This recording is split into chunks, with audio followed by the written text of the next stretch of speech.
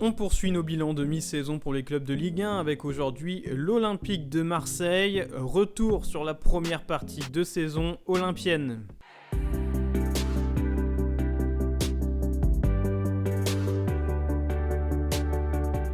Après cette 19e journée de Ligue 1, l'OM pointe au 3e rang à égalité avec le 2e Nice et avec un match en retard à jouer contre Lyon. L'équipe de Jorge Sampaoli est dans les temps de passage fixés par la direction. Cette saison, l'OM a souvent dominé ses adversaires dans le jeu et la possession avec son système de jeu hybride, mais l'équipe marseillaise a connu une vraie évolution au cours de la saison.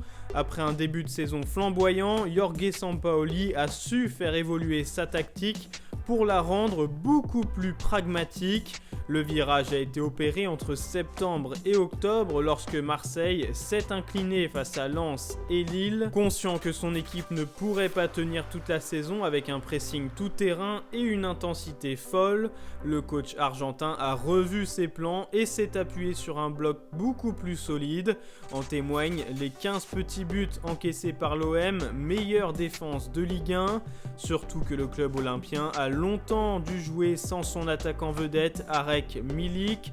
En son absence, Dimitri Payet a porté l'attaque marseillaise grâce à ses exploits individuels, mais même depuis le retour de son buteur polonais, l'OM a conservé sa philosophie qui lui a permis de reprendre sa marche en avant avec des succès petits bras comme contre Clermont, Troyes ou Nantes. Dans son bilan de fin d'année, Jorge Sampaoli a pourtant affirmé qu'il souhaitait retrouver son OM du début de saison. Ce qu'on a vu de mieux dans cette équipe, c'était en début de saison. On a vu une équipe regorgeant de fraîcheur, qui attaquait beaucoup, qui avait une vraie supériorité sur ses adversaires. Avec le temps, ceux-ci ont commencé à s'adapter à notre jeu, à nos possibilités. Quand ça ne marchait pas, on s'est parfois perdu en modifiant nos principes, mais le staff technique veut continuer de travailler sur cette idée d'un jeu de possession offensif pour qu'elle soit soutenue dans le temps.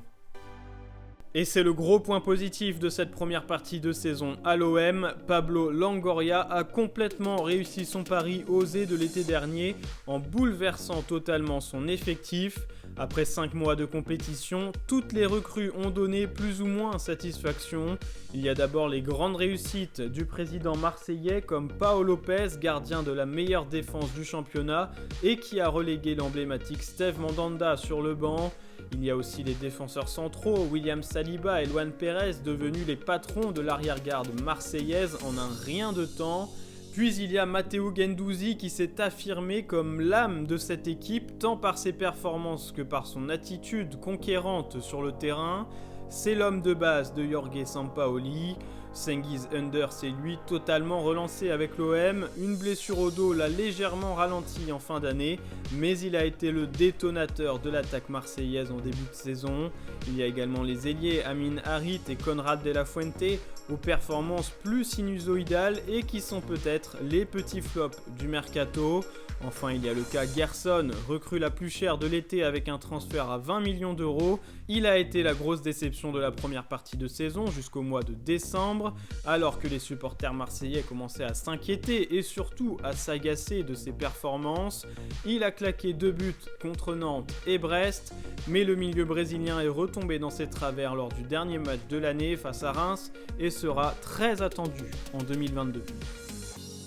À l'aube de cette année 2022, l'OM est potentiellement qualifié en Ligue des Champions avec sa 3e place provisoire. Est-ce que ce sera toujours le cas en mai prochain à l'issue de la 38e journée ?